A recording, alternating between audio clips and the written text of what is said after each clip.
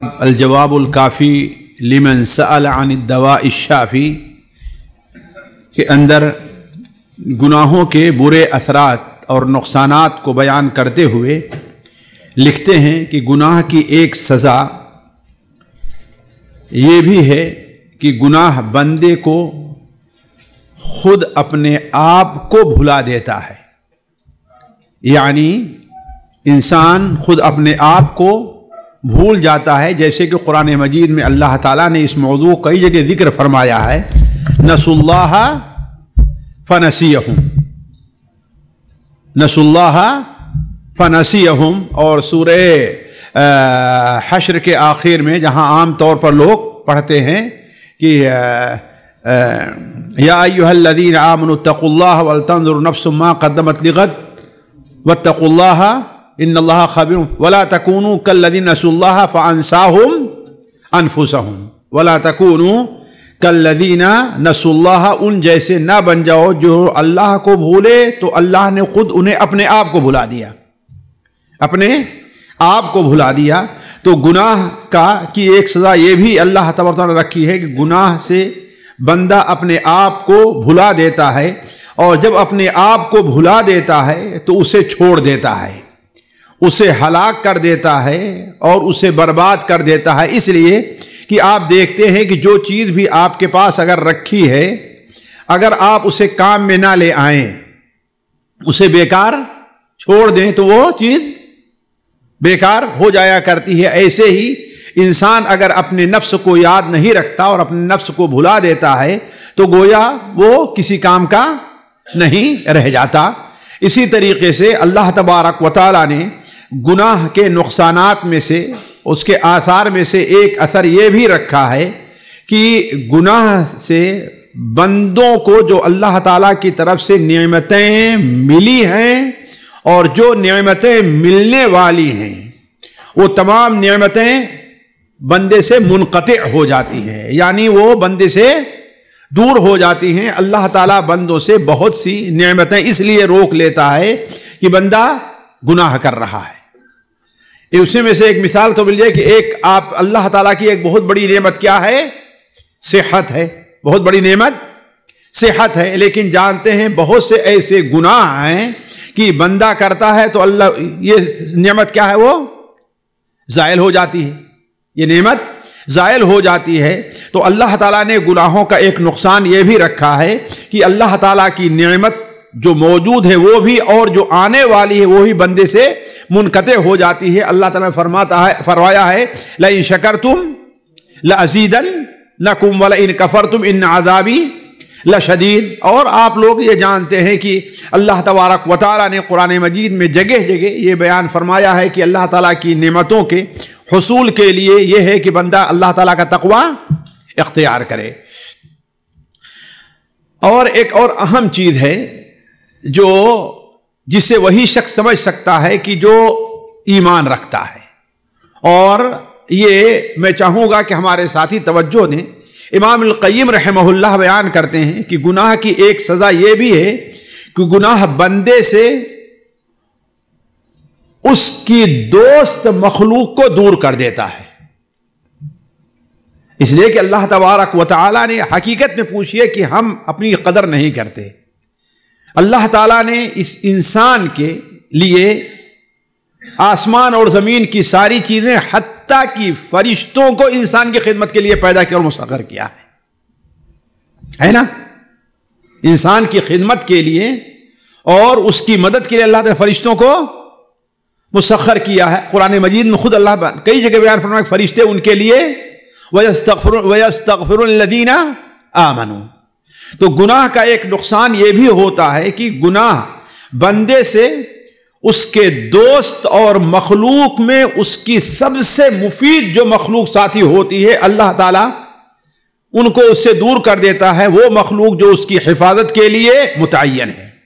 اس کے برعکس اس کا جو سب سے بڑا دشمن ہے گناہ سے، وہ انسان قریب ہو جاتا ہے۔ اسی لیے بعض سلف کا قول ہے، سنن ترمذی میں یہ حدیث ہے، مروی ہے، چونکہ اس کے صحت کے بارے میں اختلاف ہے، اس لیے امام القیم رحمہ اللہ نے اسے بعض سلف کا قول قرار دیا ہے۔ بعض سلف کا قول ہے کہ جب جیسے ہی بندہ صبح کرتا ہے، بندہ جیسے ہی صبح کرتا ہے تو بندے کے پاس فوراً ایک فرشتہ بھی پہنچ جاتا ہے اور ایک شیطان بھی پہنچ جاتا ہے۔ یہ بات ہم ذہن میں رکھیں کہ اللہ تبارک و تعالی نے بہت سے فرشتے پیدا کیے ہیں اور ان کے مختلف کام ہیں۔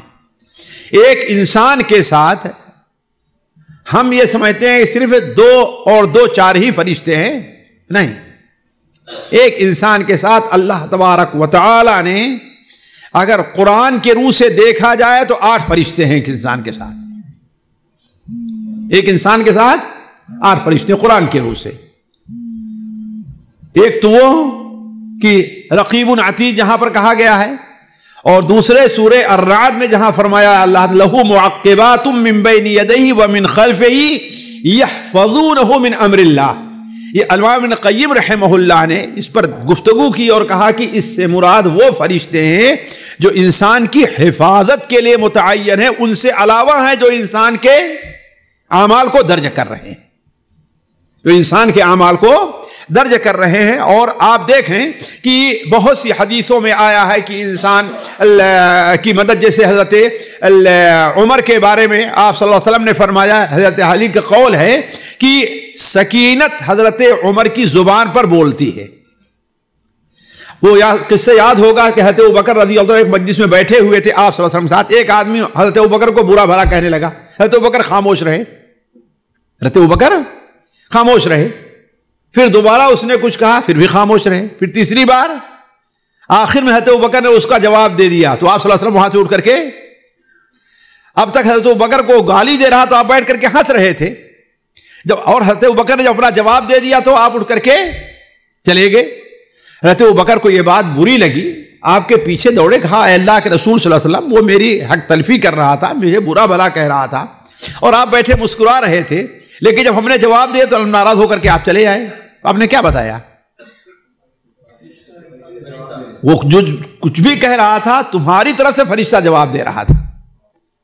تو گویا انسان کے ساتھ صرف وہی 2 فرشتے نہیں، اللہ نے اور بھی فرشتے انسان کی حفاظت کے لیے، اس کو صحیح راستے پر لگانے کے لیے، اس کو سے شر کو دور کرنے اور فرشتے متعین کیے ہیں۔ تو وہی اس حدیث کا مفہوم ہے جسے امام القیم نے اثر نقل کیا ہے، وہ اسی وجہ سے، چونکہ اس حدیث کی صحت کیا ہے اہل علم کے نزدیک مختلف فی ہے کہ اذا اصبح العبد ابتدرہ الملک والشیطان، بندہ جیسے ہی صبح کرتا ہے تو فوراً اس کے پاس ایک فرشتہ اور ایک شیطان پہنچ جاتے ہیں، ایک فرشتہ اور ایک شیطان پہنچ جاتے ہیں۔ اور سونے سے متعلق تو حدیث صحیح وارد ہے، بندہ جب بستر پر جاتا ہے تو فرشتے اور شیطان، لیکن یہاں صبح کرتا ہے تو فَإِن ذَكَرَ اللَّهُ، پس اگر وہ اللہ تعالیٰ کا ذکر کرتا ہے، اللہ تعالیٰ کی بڑائی بیان کرتا ہے، الحمدللہ پڑھتا ہے، لا الہ الا اللہ پڑھتا ہے، تو فرشتہ شیطان کو بھگا کر اس کے ساتھ ہو لیتا ہے۔ اور اگر اپنی صبح کی ابتدا ذکر و اذکار کے علاوہ کسی اور چیز سے کرتا ہے تو فرشتہ اس سے دور ہو جاتا اور شیطان اس کا ساتھ ہو لیتا ہے۔ تو گناہ گویا انسان سے اس کے جو سب سے مخلص اس کا ساتھی حفاظت کرنے والا فرشتے کو دور کر دیتا ہے، اور فرشتہ برابر اس کے قریب ہوتا رہتا ہے یہاں تک کہ اسی کا فرشتے ہی کا حکم اور فیصلہ اور اطاعت ہوتی ہے، چنانچہ فرشتہ اس کی زندگی میں اس کے ساتھ رہتا ہے، موت کے وقت بھی اس کے ساتھ رہتا ہے، اور جب وہ قبر سے اٹھایا جائے گا اس وقت بھی فرشتہ اس کے ساتھ ہوگا، جیسا کہ اللہ تبارک و تعالی فرماتا ہے ان الذين قالوا ربنا الله ثم استقاموا تتنزل عليهم الملائكة الا تخافوا ولا تحزنوا وابشروا بالجنة۔ اس آیت کی تفسیر میں آپ جائیں تو آپ کو معلوم ہوگا کہ جو انسان ایمان اور استقامت کی دولت سے مالا مال رہتا ہے، فرشتے اس کا ساتھ نہیں چھوڑتے، حتیٰ کہ حشر کے میدان میں اسے اطمینان دلاتے ہیں، حتیٰ کہ اس کے ساتھ ساتھ اسے جنت میں داخل کرتے، وہاں تک اس کے ساتھ رہا کرتے ہیں فرشتے۔ یہی معنی ہے تتنزل علیہم الملائکہ، فرشتوں کا اس پر نزول ہوتا ہے، اللہ تخافوا، فرشتے کہتے ہیں ڈرو نہیں، ولا تحزنوا، اور تمہیں کوئی غم فکر نہیں، حزن نہیں ہونا چاہیے، وابشروا بالجنۃ التي كنتم توعدون، یہ حشر کا مرحلہ بڑا سخت ضرور ہے لیکن تمہارے لیے خوشخبری ہے کہ اللہ تمہیں جنت تک پہنچائے گا۔ نحن اولیاؤکم فی الحیات الدنیا وفی الآخرہ، ہم تمہارے دوست دنیا بھی رہے ساتھی رہے ہیں، وفی الآخرہ، اور آخرت میں تمہارے ساتھی رہیں گے۔ تو گناہ کا نتیجہ کیا ہوتا ہے، اسی پر انسان غور کر لے کہ ظاہر بات ہے انسان ہے وہ آپ کو مشورہ دینے میں غلطی کر سکتا ہے، آپ کو کسی راستے پر لے چلنے میں غلطی، لیکن فرشتہ غلطی نہیں کرے۔ تو اس کا جو سب سے مخلص دوست ساتھی ہے وہ اس سے دور ہو جایا کرتا ہے۔ امام القیم رحمہ اللہ لکھتے ہیں پس بندے کے لیے فرشتے کی صحبت سے مفید کوئی اور چیز نہیں ہے، جیسا کہ اس موقوف اثر کے اندر وارد ہے کہ ان للملک بقلب ابن آدم لمہ وللشیطان لمہ۔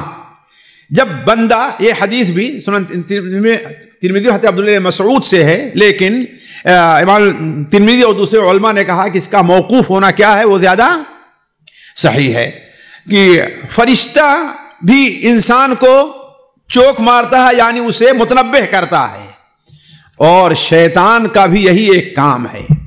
فرشتے کا جو چوک مارنا ہے، متنبہ کرنا ہے، وہ خیر کے لیے ہے اور وعدہ کی تصدیق کے لیے ہے، اور شیطان کیا ہے، حق کو جھٹلانے اور حق کی تکذیب کے لیے ہے۔ یہیں پر ہمیں وہ حدیث نہیں یاد بھولنی چاہیے جس میں آپ صلی اللہ علیہ وسلم نے ارشاد فرمایا ہے کہ جب بندہ جھوٹ بولتا ہے تو اس کی بدبو سے شیطان اس سے، فرشتہ اس سے، سنا ہے نا حدیث آپ لوگوں نے کہ جب بندہ جھوٹ بولتا ہے تو اس کی بو سے فرشتہ چھوڑ کر کے اس کا ساتھ دور چلا جاتا ہے۔ تو یہی بنیاد ہے امام القیم رحمہ اللہ کے ذکر کرنے کی، بند جب گناہ کرتا ہے تو فرشتے اس کا ساتھ چھوڑ دیتے ہیں۔ جب فرشتوں کا قرب بندوں سے بہت زیادہ ہوتا ہے تو فرشتہ اس کی زبان پر بات کرتا ہے اور اس کی زبان پر درست بات جاری کرتا ہے، اور جب اس سے دور ہو جاتا ہے اور اس کے قریب شیطان ہوتا ہے تو شیطان اس کی زبان پر بولتا ہے اور اسے جھوٹ اور فحش اور بے فائدہ باتوں اسے کہلواتا ہے۔ اسی لیے حضرت علی رضی اللہ تعالیٰ عنہ کا یہ مشہور قول ہے، ان السکینۃ تنطق علی لسان عمر، سکینت کا نزول حضرت عمر کے اوپر، عمر کی زبان پر ہوا کرتا ہے۔ امام القیم رحمہ اللہ آگے لکھتے ہیں کہ گناہوں کی سزا میں سے ایک سزا یہ بھی ہے کہ گناہ بندے کے لیے دنیا اور آخرت میں بربادی کا سامان مہیا کرتا ہے، کیونکہ گناہ ایک قسم کی بیماری ہے، اور جب گناہ کا مرض جڑ پکڑ لیتا ہے تو قتل کر دیتا ہے۔ جیسے کوئی خطرناک بیماری انسان کو جڑ پکڑ لیتی ہے، اور آپ لوگوں نے پچھلے آج ہی کی مجلس میں سنا ہے کہ جب انسان گناہ کرتا رہتا ہے تو اس قدر گناہ اس کے اندر جڑ پکڑ لیتا ہے کہ آخری لمحے میں جا کنی کو سے کلمے، کیوں؟ اس لیے کہ فرشتہ اس کے قریب نہیں ہے اور گناہ اس کی ایک عادت بن چکی ہے۔ اس کی مثال اس مرض جیسی ہے کہ جب مرض بندے کے جسم پر مکمل طور مسلط ہو جاتا ہے اسے ہلاک کر دیتا ہے۔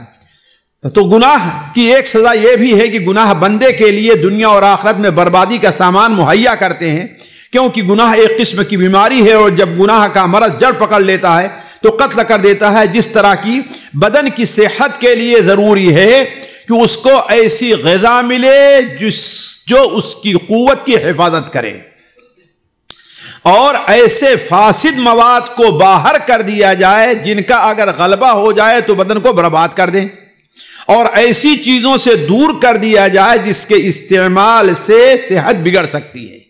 کسی بھی، امام القیم رحمہ اللہ یہ بیان کرتے ہیں کہ انسان کے مثال جسم ہے، اس کی صحت کا راز 3 باتوں میں ہے۔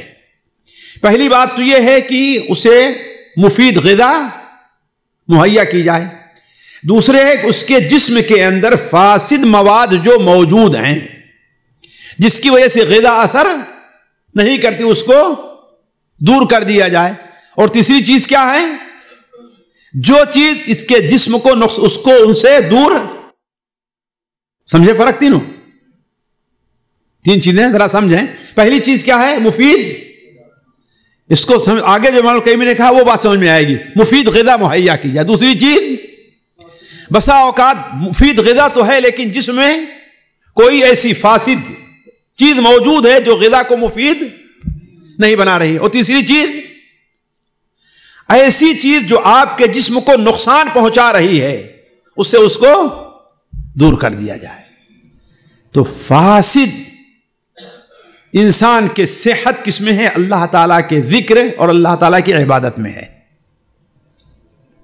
اور فاسد مواد کا اخراج کیسے ہوگا؟ توبہ صادقہ اور اخلاص سے ہوگا.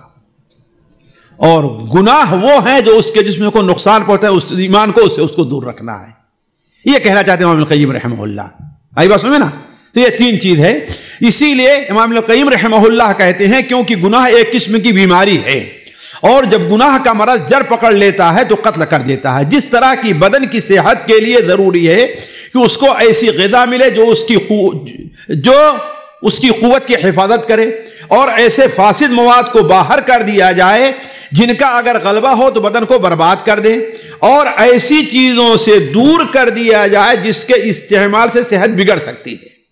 اسی طرح دل کی زندگی کے لیے ایمان اور عمل صالح ضروری ہے جن کی وجہ سے اس کی قوت کی حفاظت ہو سکے، اور توبہ صادقہ کے ذریعے فاسد مواد کو برباد کر دیا جائے، اور صحت قلب کے لیے جو چیزیں مضر ہیں ان سے پرہیز کیا جائے.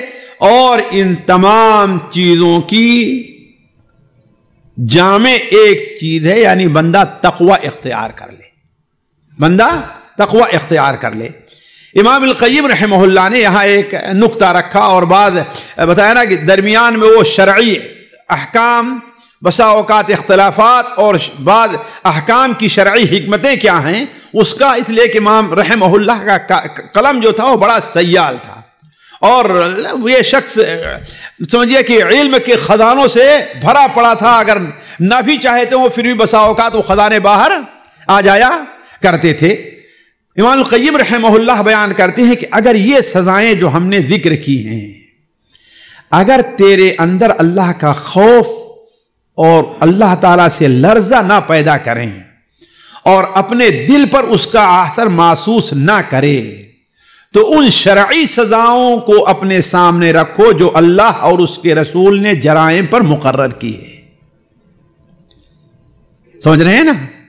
یعنی جو نقصانات ہیں اس کا اثر نہ ہو تو ان سزاؤں کو دیکھو جو اللہ تعالیٰ نے جسم کے اوپر، اور آگے رکھیں کہ اللہ تعالیٰ نے کچھ شرعی اور کچھ قدری سزائیں رکھی ہیں جس کا آگے ذکر آ رہا ہے،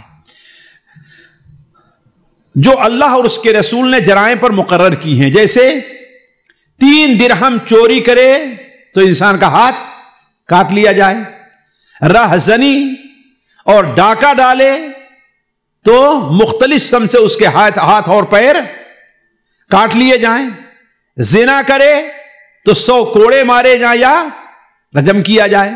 رسول اللہ صلی اللہ علیہ وسلم کا ان لوگوں کے گھروں کے جلا دینے کو بھی یاد رکھو جو لوگ نماز میں حاضر نہیں ہوتے، تو آپ نے ان کے گھروں کے جلا دینے کا ارادہ فرمایا ہے کہ نہیں؟ اس کے علاوہ بھی جو سزائیں اللہ تعالیٰ نے جرائم پر مرتب کی ہیں، اس لیے کہ امام القیم اب یہاں سے کچھ علمی باتیں کر رہے ہیں، وہ سمجھیں کہ جن جرائم کو دیکھیے اللہ تعالیٰ نے جن چیزوں کو بندوں کے لیے حرام کیا ہے، میں ایک تھوڑی سی بات بتا دوں تو سمجھنے میں آسانی ہوگی. بعض ایسی چیزیں ہیں انسان فطری طور پر ان سے گھن کرتا ہے، اللہ تعالیٰ نے ان پر کوئی سزا مقرر نہیں کی ہے، اس لیے فطرت انسان اس سے دور رہتا ہے. جیسے خون پینا، گندگی کھانا ہے نا، اور کچھ سزائیں ایسی ہیں جسے انسان فطری طور پر پسند کرتا، رغبت ہوتی ہے. اب جس جرم کی طرف انسان کی رغبت جتنی زیادہ ہوتی ہے اس کی سزا اتنی ہی سخت رکھی گئی ہے. یہ اللہ تعالیٰ نے جس کی جتنی رغبت زیادہ ہے اتنی سزا اللہ نے سخت رکھی ہے. یا جس جرم کے نقصانات بہت زیادہ ہیں یعنی فطری طور پر انسان اگر اسے نہ بھی، لیکن کیا نقصانات اس کے بہت زیادہ ہیں. اب مثال کے طور پر کوئی آدمی جو ہے اپنی والدہ کے ساتھ زنا کرے، نعوذ باللہ من ذالک، فطری طور پر انسان اسے ناپسند ہے کہ نہیں ہے ہر انسان. یا والدین کے ساتھ بدسلوکی کرے انسان.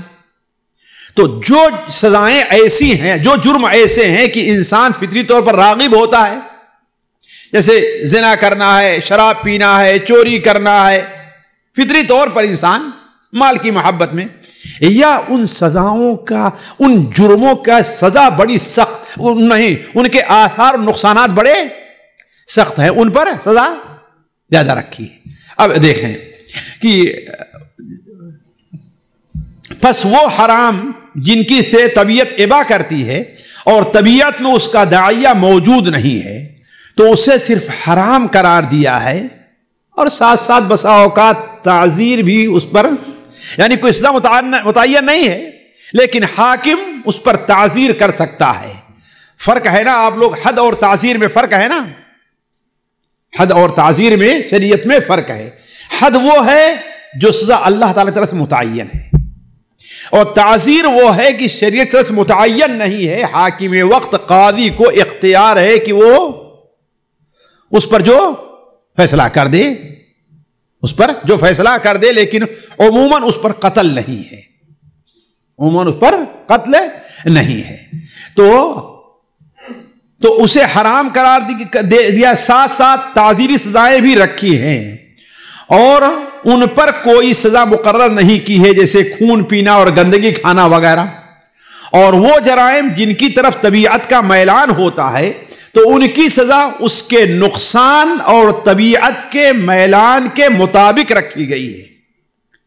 دونوں چیزیں ہیں نا، نقصان اور میلان کے مطابق. اسی لیے چونکہ زنا کا داعیہ سب سے قوی تھا تو اس کی سزا بہت بڑی اور بری طرح قتل رکھی گئی ہے. صرف قتل نہیں بلکہ بری طرح قتل رکھی گئی ہے. پھر اگر یہ کہا جائے، ہاں یہ دیکھیے ایک نقطہ امام القیم نے رکھا ہے، پھر اگر یہ کہا جائے کہ چونکہ زانی نے اپنی شرمگاہ سے زنا کیا ہے، لہذا جیسے چوری کس سے کی، ہاتھ سے کی ہے نا، تو ہاتھ کاٹا جاتا ہے، لہذا اگر شرمگاہ سے زنا کیا ہے تو اس کے عضو تناسل کاٹنا چاہیے، اس کو قتل کیوں کیا جاتا ہے؟ تو امام القیم رحمہ اللہ کہتے ہیں کہ اس کا جواب کئی اعتبار سے ہے، چار جہاں تک ہمیں یہاں پر نوٹ کی ہیں. پہلی چیز یہ ہے کہ امام القیم کہتے ہیں اس کا نقصان، یعنی صرف عضو تناسل کو کاٹ لینا جرم سے پھر زیادہ ہوگا، کیونکہ اولاً اس سے نسل منقطع ہونا لازم آئے گا، اور ثانیاً اس سے انسان کی موت بھی ہو سکتی ہے. دوسرے، اسلامی سزاؤں کا ایک مقصد یہ ہے لوگوں کے لیے عبرت بنے، ہے نا، لوگوں کے لیے دوسرے لوگ دیکھ کر کے عبرت. اسی لیے سورہ نور میں اللہ کیا فرماتا ہے، وَلْيَشْهَدْ عَذَابَهُمَا طَائِفَةٌ مِّنَ الْمُؤْمِنِينَ. ان کو سزا دی جا رہی ہے، ان کو کسی بند کمرے میں سزا نہ دو، زانی کو جو کوڑے مارنے کا ہے نہیں، کیا ہو، مومنوں کی ایک جماعت اسے دیکھے کہ ہاں بھائی یہ دیکھو سزا ہو رہی ہے، تاکہ دوسروں کو، اس لیے کہ اسلامی سزاؤں کا اصل مقصد کسی کو سزا دینا نہیں، نعوذ باللہ من ذالک، جرائم کی روک تھام ہے، جرائم کی روک تھام ہے. اب جب لوگ دیکھیں گے ہی نہیں تو اس سے عبرت کون لے گا؟ تو ہاں، دوسری وجہ یہ ہے کہ انسان کی شرمگاہ کیا ہے، وہ چھپی ہوئی چیز ہے. اگر اس کو کاٹ بھی دیا جائے تو لوگوں کو پتہ نہیں چلے کہ ہاں بھائی اس کو سزا ملی ہوئی ہے، اور ہاتھ جب کٹے گا تو ہر آدمی دیکھے گا اس کو، سوچے کہ اگر ہم نے کیا تو میرا بھی ہاتھ کٹ جائے گا، ہے نا، اور وہ تو چھپی ہوئی کسی کو پتہ بھی نہیں چلے گا کہ ہاں بھائی اس کو سزا دی گئی ہے. تیسری چیز یہ ہے جو ساتھیوں زیادہ اہم ہے، وہ یہ ہے کہ زنا سے انسان کی صرف شرمگاہ لذت حاصل نہیں کرتی، پورا جسم لذت حاصل کرتا ہے، پورا جسم اس سے محظوظ ہوتا ہے. انسان صرف جو ہے اس لیے زنا کرتے وقت اپنے انہی دونوں حصوں کو نہیں بلکہ پورے جسم کو دوسرے جسم سے ملاتا ہے، اس لیے ضروری ہے کہ سزا بھی پورے جسم کو ملنی چاہیے۔ اور اگر امام القیم نے ایک اور وجہ ذکر کی ہے کہ چور کا ایک ہاتھ کاٹ دیا جائے تو دوسرا ہاتھ ہے اپنا کام تو کر سکتا ہے نا، وہ اپنی ضرورت پوری کر سکتا ہے، لیکن اگر اس عضو کو کاٹ دیا گیا تو انسان کے عضو کا پورا مقصد کیا ہے، وہ ختم ہو جائے گا، وہ اپنا کوئی کام یعنی جو نسل افزائی کا ہے وہ کام نہیں ہو پائے گا۔ آگے امام القیم رحمہ اللہ لکھتے ہیں کہ گناہوں کی سزائیں دو قسم کی ہیں، دو قسم کی ہیں۔ کچھ سزائیں ایسی ہیں جو شرعی ہیں اور کچھ سزائیں ایسی ہیں جو قدری ہیں۔ دونوں میں فرق کیا ہے؟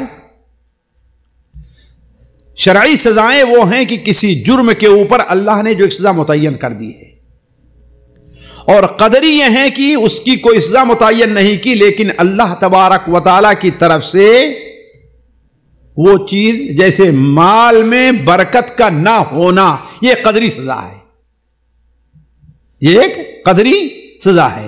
انسان کو الجھن کا شکار ہو جانا، یہ کیا ہے؟ ایک قدری سزا ہے۔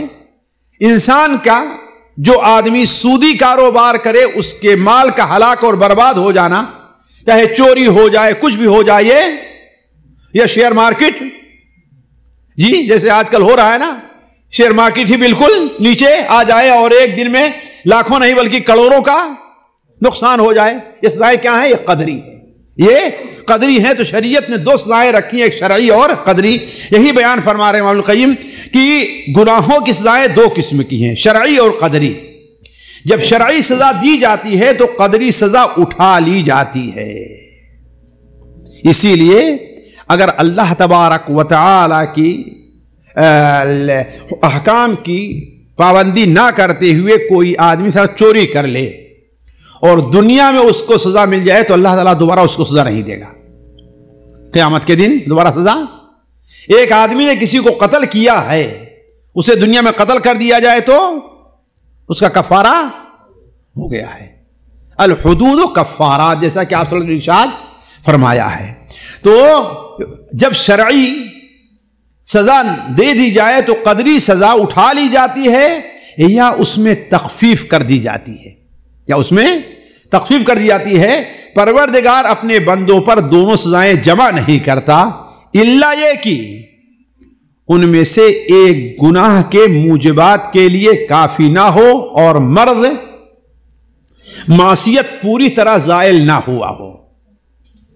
اب مثال کے طور پر ایک شخص ہے، وہ چوری کیا، اس کا ہاتھ کاٹ لیا گیا، لیکن یہ ہاتھ کاٹنا اس کے لیے عبرت نہیں بنا ہے، عبرت نہیں ہوا۔ ایک شخص ہے، کسی عورت کے اوپر اس نے تہمت لگائی اور اس پر 80 کوڑے لگائے گئے، لیکن اس سے اس کو عبرت نہیں ہوئی ہے، تو اللہ تعالیٰ اس کو دوباری سزا دے گا، قدری سزا بھی اللہ تعالیٰ، یا آخرت میں اللہ تعالیٰ جہنم میں اس کو، اس لیے کہ جو یہ مقصد تھا کہ ہاں بھائی اس سے وہ عبرت حاصل کرے، نصیحت و توبہ کرے، اس نے توبہ نہیں کی ہے۔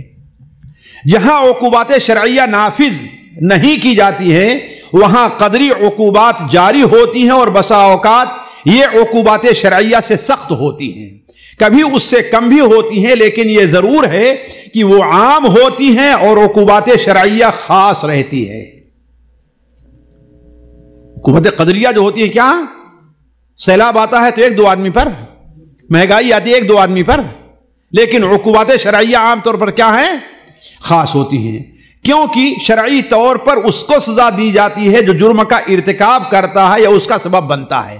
البتہ قدری سزائیں عام بھی ہوتی ہیں اور خاص بھی، قدری سزائیں عام بھی ہوتی ہیں اور کبھی کبھار خاص بھی، کیونکہ گناہ اگر پوشیدہ ہے تو اس کا نقصان صرف گنہگار ہی کو ہوتا ہے، ایسی صورت میں قدری سزائیں کیا ہوں گی؟ خاص ہوں گی۔ دیکھیے یہ چیز تھوڑی سی سوچنے کی ہے بڑی مفید لوگوں کے لیے، لیکن تھوڑی سوچنے غور کرنے کی ہے۔ اور جب اس کا اعلان ہوتا ہے تو عام اور خاص پر اس کا ضرر لاحق ہوتا ہے، اسی لیے اگر لوگ منکر کو دیکھیں اور انکار میں سارے لوگ شریک ہوں اور ترک انکار میں سارے لوگ شریک ہو جائیں تو اللہ تبارک و تعالی سب کو سزا دیتا ہے. یعنی کوئی برائی، جیسا حدیث میں واضح ہے، الناس اور منکر، جب لوگ منکر کو دیکھیں اس میں فیوشک ان یعمہم بعذاب، تو قریب ہے کہ اللہ تعالیٰ لوگوں کو عام عذاب کے اندر ہلاک اور برباد کر دے. آگے لکھتے ہیں کہ اللہ تعالیٰ نے شرعی سزائیں گناہ کے نقصان کے مطابق اور طبیعت کے تقاضوں کے مقدار سے رکھی ہے. نیز اللہ تعالیٰ سبحانہ و تعالیٰ نے سزائیں 3 قسم کی رکھی ہیں بنیادی طور پر. قتل ہے، کاٹ دینا ہے کسی عضو کا، اور کوڑے لگانا ہے. یہ 3 قسم کی سزائیں ہیں. بعض سزائیں کیا ہیں؟ قتل کی ہیں. اور دوسری سزائیں کیا ہیں؟ جو چوری کرے اس کا ہاتھ کاٹ دیا جائے گا. اور کب ہاتھ کاٹا جائے گا جی؟ اور کم نہ. ہاں، کسی کا اس نے ہاتھ کاٹا ہے، کسی کا کان کاٹا ہے، کسی کا دانت توڑا ہے کہ نہیں؟ کسی کا تو قصاص میں ایسا کیا جائے گا. تو اللہ نے 3 قسم کی سزا رکھی ہے. ایک تو قتل ہے، اور دوسرے قطع یعنی کاٹنا ہے، اور تیسرے کیا ہے؟ کوڑے مارنا ہے. چنانچہ قتل کو کفر اور کفر کے مقابل اور اس کے جرم کے قریب رکھا ہے. کفر کی سزا رکھا ہے، یا وہ چیزیں جو کفر کے قریب قریب ہیں، جیسے زنا ہے، لواط ہے. کیوں؟ اس لیے کہ کفر سے انسان کا دین برباد ہوتا ہے، اور زنا اور لواط سے انسان کے انساب، خاندان وغیرہ یہ تباہ ہوا کرتے ہیں. اسی لیے امام احمد حنبل رحمہ اللہ کا قول ہے کہ قتل کے بعد زنا سے بڑا کوئی اور گناہ میں نہیں جانتا. ان کا استدلال حضرت عبداللہ بن مسعود رضی اللہ تعالیٰ عنہ کی اس حدیث سے ہے، جس میں آپ صلی اللہ علیہ وسلم سے حضرت عبداللہ بن مسعود نے سوال کیا کہ اللہ کے رسول صلی اللہ علیہ وسلم ای الذنب آدم، سب سے بڑا گناہ کیا ہے؟ تو آپ نے فرمایا ان تجعل للہ ندا وہو خلق، تو اللہ تبارک و تعالیٰ کا کسی کو شریک ٹھہرائے حالانکہ اسی نے تجھے پیدا کیا ہے. تو حضرت عبداللہ بن مسعود کہتے ہیں کہ ہم نے کہا پھر اس کے بعد کون سا بڑا گناہ ہے؟ تو آپ صلی اللہ علیہ وسلم بیان فرمایا کہ ان تقتل ولدک مخافۃ ان یطعم معک، تو اپنے بچے کو اس ڈر سے قتل کر دے کہ تیرے ساتھ وہ کھائے گا، جیسے کہ آج کل ہوا کرتا ہے نا. بچے لوگ کیوں گروا دیتے ہیں؟ چلیے تو ہوا، ابھی بچہ ہوا ہی نہیں، وہ تو خطرناک کیا ہے کہ بچہ پیٹ میں ہے، اور بسا اوقات 4 مہینے کا ہو جاتا ہے، 5-6 مہینے کا، حتیٰ کہ بسا اوقات یہ واضح ہو جاتا ہے کہ لڑکا ہے کہ لڑکی، لڑکی ہے تو اس کو ہے کہ نہیں. یہ کیا ہے؟ یہ وہی جرم ہے. ہمارے یہاں لوگ اس پر توجہ نہیں دیتے. فتویٰ پوچھا گیا، ہاں بھائی تم نے گناہ کیا، سب کیا، ایسا نہیں کرنا چاہیے. نہیں، انہیں ڈرائے کہ تیرے اوپر قتل کا جرم ہے اور تو دیا دینے کا مکلف ہے کہ نہیں ہے؟ دیا، اور 60 دن کا روزہ بھی رکھنا ہے تیرے اوپر، ہے کہ نہیں؟ یہ کوئی بتلاتا ہے؟ اس لیے لوگوں کو عبرت بھی نہیں ہوتی. تو آپ نے بیان فرمایا کہ تو اس ڈر سے اپنے بچے کو قتل کرے کہ تیرے ساتھ کھائے گا. حضرت عبداللہ بن مسعود کہتے ہیں ہم نے پھر پوچھا کہ پھر اس کے بعد کون سا گناہ ہے؟ تو آپ نے فرمایا ان تزانی بحلیلۃ جارک، اپنے پڑوسی کی بیوی سے تو زنا کرے. اس کی تائید میں اللہ تبارک و تعالیٰ نے آیت نازل فرمائی والذین لا يدعون مع اللہ الہا آخر ولا يقتلون النفس التي حرم اللہ الا بالحق ولا یزنون. یعنی اللہ تعالیٰ کے یا عباد الرحمن کی صفت یہ ہے کہ وہ اللہ کے ساتھ کسی کو شریک نہیں ٹھہراتے، اور کسی ایسی جان کو نہیں مارتے جس کا مارنا اللہ نے حرام کیا ہے، اور وہ زنا نہیں کرتے ہیں. امام القیم رحمہ اللہ آگے کرتے ہیں کہ اللہ سبحانہ و تعالیٰ نے ہاتھ کاٹنے کی سزا مال کے فساد کے مقابلے میں رکھی ہے. اس لیے پہلی سزا کیا تھی؟ قتل تھی نا، وہ بیان کیا. دوسری سزا کیا ہے؟ قطع یعنی کاٹنا. اللہ سبحانہ نے ہاتھ کاٹنے کی سزا مال کے فساد کے مقابلے میں رکھی ہے، جس سے بچنا مشکل ہوتا ہے، کیونکہ چوری سے بچنا ممکن نہیں ہوتا، اس لیے کہ وہ چھپ کر چور سے بچنا مشکل نہیں ہوتا، اس لیے چھپ کر کے مال لیتا ہے اور لوگوں کے گھروں میں نقب لگاتا ہے۔ اسی طرح اس کی مثال بلی یعنی چور کی اور سانپ کی ہے، جو اس طرح گھر میں داخل ہو جاتے ہیں کہ اس کو تو جان بھی نہیں پاتا۔ اس طرح اس کا فساد چوری قتل تک نہیں پہنچتا ہے، چوری اس کی جو ہے وہ قتل تک وہ نہیں پہنچتی کہ اسے قتل کیا جائے، اور نہ ہی وہ کوڑا مارنے سے ختم ہو سکتا ہے۔ لہذا اس خرابی کو دور کرنے کا طریقہ یہ تھا کہ جس عضو سے یہ جرم کیا ہے اسے کاٹ دیا جائے، اسے کاٹ دیا جائے۔ جیسے کہا کہ وَجُعِلَ الْجِلْدُ بِإِذَاءِ فَسَادِ الْعُقُولِ وَتَمْزِيقِ الْأَعْرَاضِ بِالْقَذْفِ، اور جن جرائم سے عقل میں فساد لازم آتا ہے اور تہمت لگا، یعنی یہاں وہ تیسری چیز ہے، تیسری چیز ہے، سزا کون سی تھی؟ وہ کوڑے مارنا۔ اور کوڑے مارنا کس کے ہے؟ ان جرائم کے عوض ہے جس سے عقل میں فساد لازم آتا ہے اور تہمت لگا کر کے عزت کو پامال کیا جاتا ہے، ان کی سزا اللہ نے کوڑے مارنے رکھی ہیں۔ بس اللہ تعالیٰ کی مقرر کردہ سزائیں انہی تینوں کے گرد گھومتی ہیں۔ جس طرح کے گناہوں کے کفارات تین قسمیں منحصر ہیں، گناہوں کے کفارات تین قسمیں منحصر ہے۔ کیا ہے؟ غلام آزاد کرنا ہے جو سب سے بڑا ہے، دوسرا کھانا کھلانا ہے، اور تیسرا کیا ہے؟ روزہ رکھنا ہے، تیسرا روزہ رکھنا ہے۔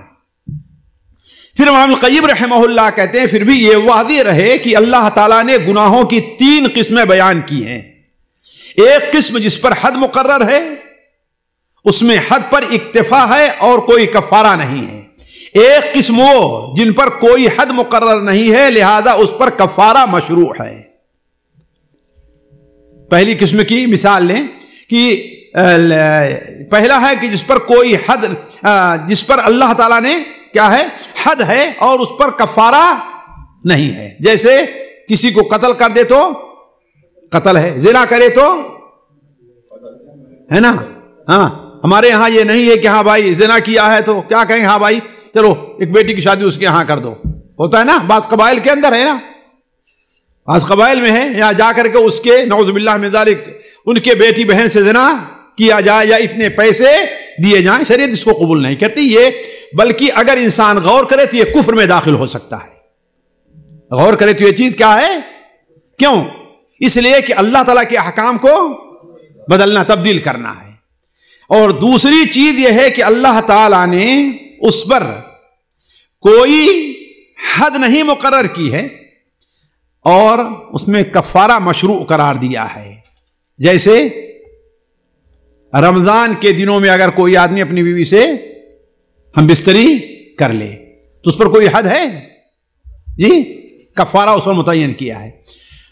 اور تیسری چیز یہ ہے کہ اللہ تبارک و تعالی نے نہ اس کے اوپر حد رکھی ہے اور نہ ہی اللہ نے اس کا کفارہ رکھا ہے، نہ اللہ نے اس پر حد رکھی نہ اس کا کوئی کفارہ رکھا ہے۔ اور اس کی بھی دو قسم ہیں، ایک وہ جس سے انسان طبعی طور پر نفرت کرتا ہے، دور رہتا ہے، جیسے غلاظت کا کھانا، اور تیسرا وہ گناہ جس کی خرابیاں ان گناہوں سے کم ہیں جن پر حد متعین ہے، جیسے نظر بازی ہے نا، کوئی آدمی کسی عورت کو چھو لے رہا ہے، راستے میں کوئی عورت گئی اس کو چھو لیا، کسی کو بوسہ لے لیا، ظاہر بات اس کے اوپر کیا ہے؟ کوئی حد وغیرہ متعین نہیں ہے، نہ کوئی کفارہ ہے، البتہ کیا ہے اس کے اوپر تعزیر ہو سکتی ہے، کیا تعزیر ہو سکتی ہے۔ امام القیم رحمہ اللہ آگے لکھتے ہیں کہ تین قسم کے جرائم ہیں جن میں کفارہ مشروع ہے، تین قسم کے جرائم ہیں جن میں کفارہ مشروع ہے۔ پہلی چیز یہ ہے کہ اصل میں وہ کام جائز تھا، اصل میں وہ کام جائز تھا لیکن کسی عارضہ کی وجہ سے اسے حرام کر دیا گیا ہے۔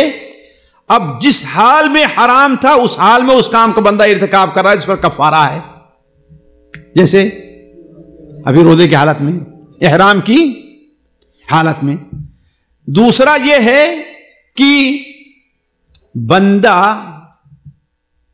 اپنے اوپر ایک ایسی چیز کو واجب کر لے جسے اللہ نے اس کے اوپر واجب نہیں کیا ہے، جیسے نظر مان کر کے، اور پھر اس سے چھٹکارا لینا چاہتا ہے.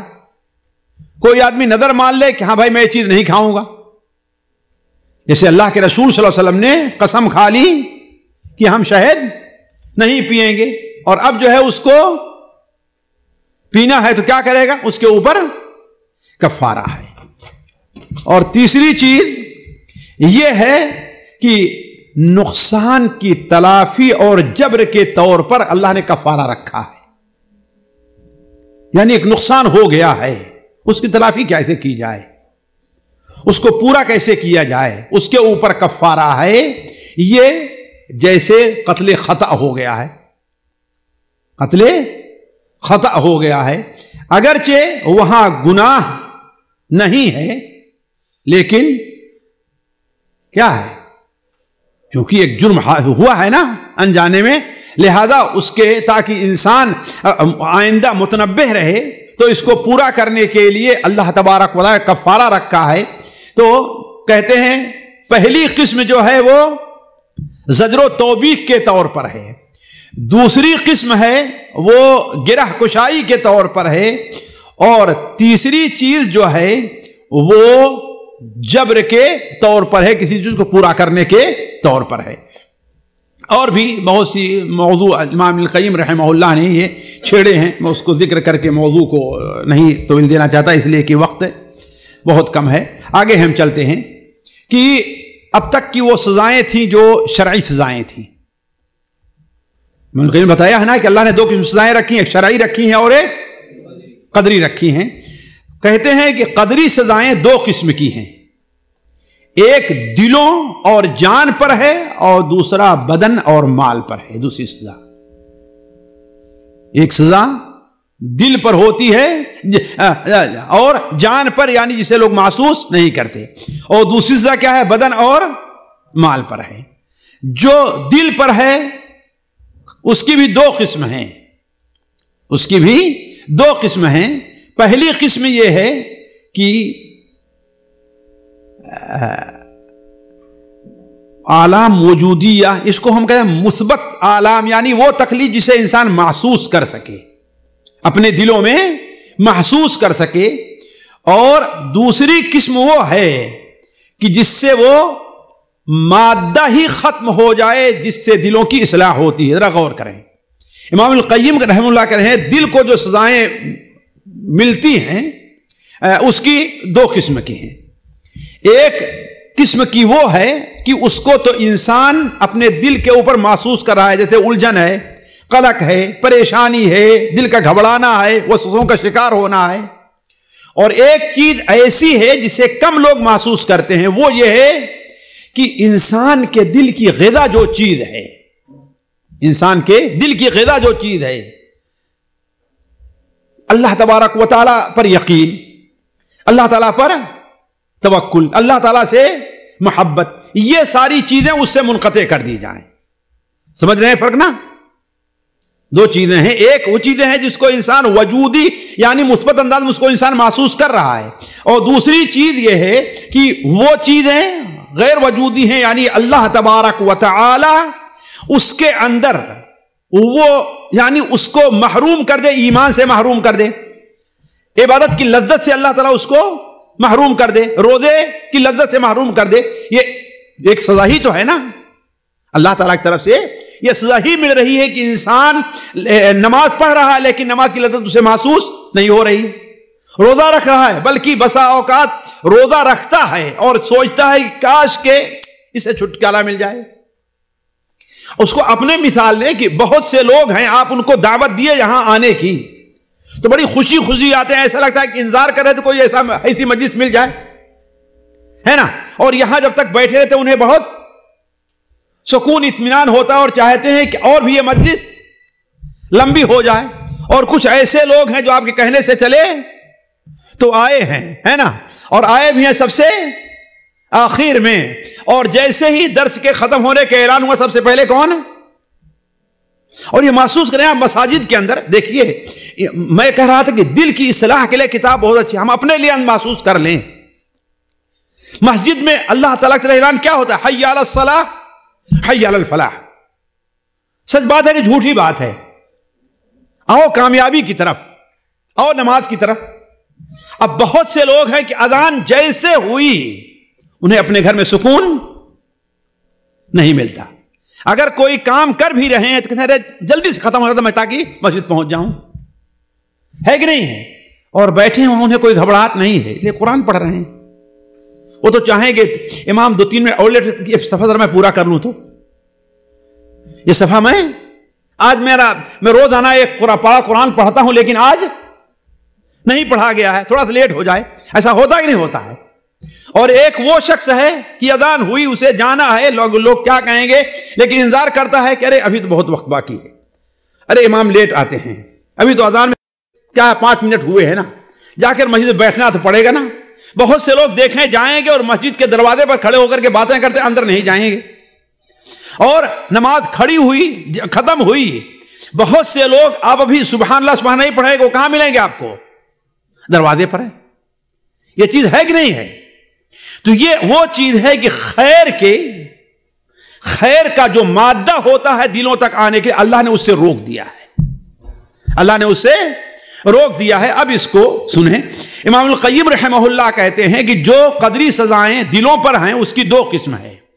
ایک مثبت آلام و تکلیف جو دل میں پڑتی ہے، اور دوسری وہ جس سے وہ مادہ ہی منقطع ہو جاتا ہے، جس سے دل کی اصلاح اور زندگی ہے. پھر جب وہ مادہ منقطع ہو جاتا ہے تو اس کی جگہ اس کی اضداد ضد، یعنی اس کے مختلف چیزیں پیدا ہو جایا کرتی ہیں. ان دونوں عقوبتوں میں سب سے سخت عقوبت دلوں کی ہے نا؟ یعنی سب سے سخت عقوبت کیا ہے؟ یہ دلوں کی ہے. اور یہی جسمانی عقوبت کی سزا کی اصل ہے.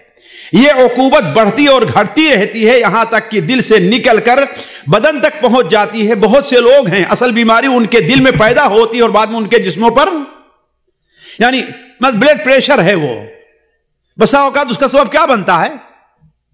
ٹینشن، دل کی الجھن اور پریشانی. شوگر ہے، یہ تو حکیم لوگ ڈاکٹر لوگ کہتے ہیں نا، شوگر کیوں بڑھا ہے آپ کو؟ الجھن اور بسا اوقات آپ کے بال کیوں سفید ہو گئے ہیں؟ جی پریشانی کی وجہ سے. ایسا ہوتا ہے نا. تو اسی طریقے سے امام القیم رہے کہ وہ جسمانی عقوبت کی اصل ہے، اور یہ عقوبت بڑھتی اور گھٹتی رہتی ہے یہاں تک کہ دل سے نکل کر بدن تک پہنچ جاتی ہے. جس طرح کی بدن کا عالم آگے بڑھ تک بسا اوقات دل تک پہنچ جاتا ہے، پھر جب روح بدن سے جدا ہو جاتی ہے تو سزا کا تعلق اس کے ساتھ رہتا ہے، اور پھر تو دل کی سزا ظاہر ہو جاتی ہے اور بالکل کھل کر سامنے آ جاتی. اسی کا نام عذاب قبر ہے.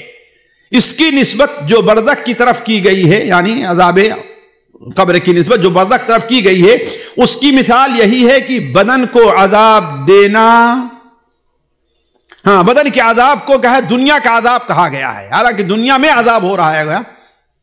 برزخ کا عذاب یعنی عذاب برزخ میں ہو رہا ہے، نہ کہ برزخ کوئی عذاب ہے. برزخ میں اس کو جسم پر عذاب ہو رہا ہے. جیسے دنیا کا عذاب کیا معنی ہے؟ دنیا میں اس کے جسم کو عذاب پہنچ رہا ہے. جسمانی سزائیں 2 قسم کی ہیں. یہ دل کی سزائیں تھی نا 2 قسم کی. چلیں کہ جی اس کو ذرا سن لیں جسمانی سزاؤں کو. جسمانی سزائیں 2 قسم کی ہیں. ایک سزا دنیا میں ہے اور دوسری سزا آخرت میں ہے. ایک سزا انسان کو دنیا ملتی ہے، دوسری کہاں ملے گی؟ آخرت میں. اس عذاب کی سختی اور دوام اس اعتبار سے ہے کہ اس کے مفاسد میں کس قدر شدت و خفت ہے. یعنی دنیا میں جو اس نے جرم کیا ہے اس کے کیا مفاسد رہے ہیں، اس کے لحاظ سے اسے عذاب دنیا میں اور آخرت میں ہوا کرتا ہے. دنیا اور آخرت میں گناہ اور اس کی سزا کے علاوہ کوئی شر ہی ہے ہی نہیں. دنیا اور آخرت میں گناہ اور اس کی سزا کے علاوہ کوئی شر ہے ہی نہیں. اصل شر دنیا میں کیا ہے؟ یہ گناہ ہے. اپنے انہی تمام کا نام شر ہے، اور اس کی بنیاد نفس کی برائی اور اعمال کی برائی پر ہے. یہ وہ اصل ہے جس سے نبی کریم صلی اللہ علیہ وسلم اپنے خطبوں میں پناہ مانگا کرتے تھے. جیسے آپ فرماتے تھے وَنَعُوذُ بِاللَّهِ مِن شُرُورِ أَنفُسِنَا وَمِن سَيِّئَاتِ أَعْمَالِنَا. واضح رہے کہ اعمال کی برائی نفس کی برائی سے ہے. اعمال کی برائی یعنی انسان کے اعمال برے کیوں ہوئے؟ اس لیے کہ اس کا نفس برا تھا. اس طرح شر پورا کا پورا نفس کی طرف ہے، یعنی ساری کی ساری برائی کس طرف ہے؟ نفس کی طرف ہے، کیونکہ اعمال کی برائی اس کی شاخ اور اس کا انجام ہے.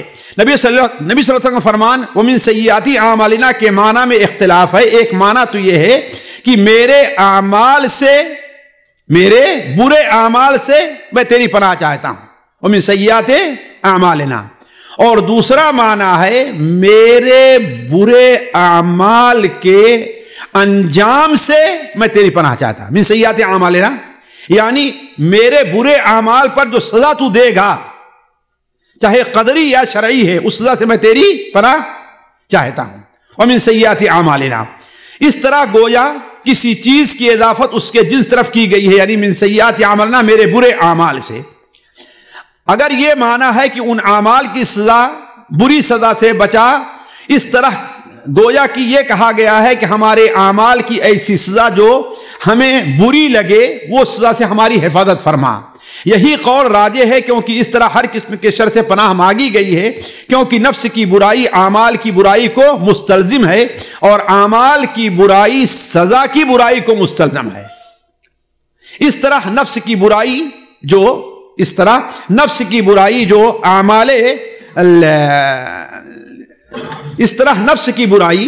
اعمال کی برائی کو مستلزم ہے، یہ گویا بندہ پناہ مانگ رہا ہے اللہ تعالیٰ سے کہ وَمِن سَيِّئَاتِ أَعْمَالِنَا، اے اللہ تعالیٰ ہمیں ہمارے اعمال کی برائی سے تو بچا لے، یعنی ہمیں کوئی ایسا عمل نہ کرے جس کے اوپر تو دنیا ہمیں سزا دے رہا ہے. اسی لیے دیکھیے اللہ تبارک و تعالیٰ کے فرشتے ہیں، بندوں کے لیے کیا دعا کرتے ہیں؟ وَقِهِمُ السَّيِّئَاتِ، وَقِهِمُ السَّيِّئَاتِ، اے اللہ تبارک و تعالیٰ تو انہیں سیئات یعنی برائی سے، لیکن اصل مقصد کیا ہے؟ اے اللہ تعالیٰ تو انہیں برائی کے وسائل سے تو انہیں اللہ تعالیٰ بچا لے، یا اس برائی کے اوپر جو مومنین کو سزا مل رہی ہے اس سے تو ان کو بچا لے. آگے امام القیم کہتے ہیں برائیوں سے بچانا دو قسم کا ہے. برائیوں سے بچانا دو قسم کا ہے. ایک یہ کہ اس سے بچنے کی توفیق کی وہ عمل نہ ہو سکے، یعنی اللہ تعالیٰ ان سے برے عمل کی توفیق نہ دے. اور دوسرا یہ کہ معاف کر کے اس کے بدلے سے بچا لے، معاف کر کے اس کے بدلے سے بچا لے، اس پر سزا اللہ تعالیٰ نہ دے. یہ دو چیزیں ہیں. واضح رہے کہ گناہ کسی بھی صورت میں ہے، یہ نقطہ ساتھیوں آخری ہے اور اس کے اوپر ذرا غور کریں. جیسے پہلے اس کو سن لیں کہ جب ہم یہ کہتے ہیں کہ اللہ تعالیٰ ہمیں برائی سے بچا لے یا وقع مستفرج سے کہتے ہیں تو اس کا دو معنی جیسا کہ امام القیم نے کیا ہے. ایک معنی تو کہ ہمیں گناہ کی توفیق ہی نہ دے، ہمیں موقع ہی نہ دے، اور دوسرا کیا ہے اگر ہم سے گناہ ہو جائے تو اللہ تعالیٰ اس کی سزا سے ہم کو بچا لے. امام القیم یہاں پر ایک نقطہ رکھ رہے ہیں کہ دیکھیے گناہ کسی بھی صورت میں سزا سے خالی نہیں ہے. گناہ جو کرتا ہے تو سزا سے خالی نہیں ہے، لیکن جہالت کی وجہ سے بندہ اس سزا کو محسوس نہیں کرتا. ہم محسوس نہیں کرتے کہ ہمیں سزا مل رہی ہے، کیونکہ اس کی مثال اس نشے میں پڑے اور سوئے ہوئے شخص کی ہے جو علم کو محسوس نہیں کرتا ہے. پھر جب وہ بیدار ہوتا ہے یا اس کا نشہ اتر جاتا ہے تو تکلیف و علم کو محسوس کرتا ہے. چنانچہ سزاؤں کا تعلق گناہوں سے ایسا ہی ہے. دیکھیں گے سزاؤں کا تعلق گناہوں سے ایسا ہی ہے جیسے آگ کا تعلق جلانے سے ہے. آگ جلائے گی کہ نہیں جلائے گی؟ آپ کسی چیز کو توڑنا چاہتے ہیں تو ٹوٹے گی کہ نہیں ٹوٹے گی؟ لیکن بسا اوقات ہوتا کیا ہے، آپ نے ایک وار کیا نہیں ٹوٹی، دوسرا کیا نہیں ٹوٹی، تیسرا کیا ٹوٹ گئی. تو کیا مطلب ایک وار سے ٹوٹی ہے وہ؟ جی ایک وار سے ٹوٹی ہے، تینوں وار سے، جس کا مطلب پہلے وار نے بھی اثر کیا ہے، دوسرے نے بھی اثر کیا ہے. ایسے کوئی آدمی اگر کسی گناہ پر سزا اس کو مل جائے تو یہ نہ سمجھے کہ ہم کو اسی گناہ پر سزا مل رہی ہے، یہ سمجھے کہ ہم جو گناہ کرتے رہے ہیں. یہی امام القیم رحمہ اللہ لکھ رہے ہیں کیونکہ چنانچہ سزاؤں کا تعلق گناہوں سے ایسا ہی ہے جیسا کہ آگ کا تعلق جلانے سے، پانی کا ڈبونے سے. یعنی پانی ہے تو ڈبوئے گا ہی، اور زہر کا تعلق جسم سے، جسم میں جائے گا تو اثر کرے گا چاہے کم یا زیادہ. کبھی یہ ضرر گناہ کے فوراً بعد ہوتا ہے اور کبھی کچھ تاخیر سے اور کبھی ایک مدت کے بعد. کبھی یہ گناہ ضرر کا اثر گناہ کے فوراً بعد ہوتا ہے، کبھی کچھ تاخیر سے اور کبھی ایک مدت کے بعد. جس طرح کی مرض اپنے سبب مرض سے متأخر ہو جاتا ہے. بسا اوقات انسان ایک مرض محسوس کرتا ہے تو ہو سکتا ہے کہ یہ آپ نے آج سے 2 دن پہلے کوئی غذا کھائی ہو جس کی وجہ سے اس کا مرض لاحق ہوا ہو. مرض، اور یہ بات مشاہدے میں ہے کہ مثال کے طور پر ایک آدمی نے ابھی غسل کیا اور غسل کر کے فوراً باہر نکل گیا، اور میں تجربے کی بات بتا رہا ہوں، 1 گھنٹہ 2 گھنٹہ 3 گھنٹہ اس کا اثر نہیں ہوگا. بسا اوقات شام ہوتے ہوتے اس کا اثر ہوتا ہے کہ وہ نہانا اور باہر نکل جانا آپ کو اثر کر رہا ہے. اور میرے ساتھ یہ پیش آ چکا ہے، اس لیے میں تجربے کی بات کر رہا ہوں. اس کا اثر فوراً نہیں ہوتا، اس لیے کہ ابھی تک انسان کے جسم کے اندر قوت دفاع ہے فوراً. لیکن اب جو سردی کا اثر ہوا ہے، جب قوت دفاع کو کمزور کر لے گا تو وہ ظاہر ہوگا آپ کے اوپر. یہی امام القیم رحمہ اللہ، کبھی یہ ضرر گناہ کے فوراً بعد ہوتا ہے اور کبھی کچھ تاخیر سے اور کبھی ایک مدت کے بعد. جس طرح کی مرد اپنے سبب مرض سے متاخر ہو جایا کرتا ہے. اس مقام پر بہت سے بندے غلطی کرتے ہیں، چنانچہ وہ گناہ پر گناہ کیے جاتا ہے اور گناہ کے بعد اس کا کوئی اثر نہیں دیکھتا. وہ یہ نہیں سمجھتا ہے کہ گناہ اپنا کام دھیرے دھیرے کر رہا ہے. اگر بندے نے دوا، آپریشن اور پرہیز سے اس کا تدارک نہیں کیا، دیکھیے 3 جملہ استعمال کیا ہے، 3 جملہ استعمال کیا ہے. اگر بندے نے دوا سے، آپریشن سے پرہیز نہیں کیا ہے، اور پرہیز نہیں جی بندے نے دوا سے، آپریشن سے اور پرہیز سے، یہ 3 چیزوں سے اس کا تدارک نہیں کیا تو وہ ہلاکت کی طرف بڑھ رہا ہے. وہ ہلاکت کی طرف بڑھ رہا ہے. دوا کیا ہے جی؟ نیک عمل کرنا. آپریشن کیا ہے؟ توبہ اور استغفار کرنا. پرہیز کیا ہے؟ گناہوں کو چھوڑ دینا. اس کا تدارک نہیں کیا تو ہلاکت کی طرف بڑھ رہا ہے. یہ اس صورت میں ہے جبکہ ایک ہی گناہ ہو جس کا اثر زائل نہ کیا جائے. پھر اس شخص کا کیا حال ہوگا جو گناہ پر گناہ ہر وقت اور ہر دن کیے جا رہا ہے. فاللہ المستعان. میرے خیال سے اب جو ہے یہیں پر روکتے ہیں، 10:30 ہو گئے اور جمعہ کا دن ہے. انشاءاللہ اگلی مجلس جو ساتھی متعین کی ہیں وقت آپ لوگوں کو معلوم ہوگا، وہ ہوتی ہے. تب تک کہ اللہ تعالیٰ سے دعا ہے کہ اللہ تعالیٰ ہر قسم کے شر اور برائی سے ہماری آپ کی حفاظت فرمائے. اللہ گناہوں سے اور گناہوں سے توبہ کرنے کے اللہ توفیق دے، گناہوں سے بچنے کی توفیق دے. اللہ ہمیں گناہوں سے دور رکھے.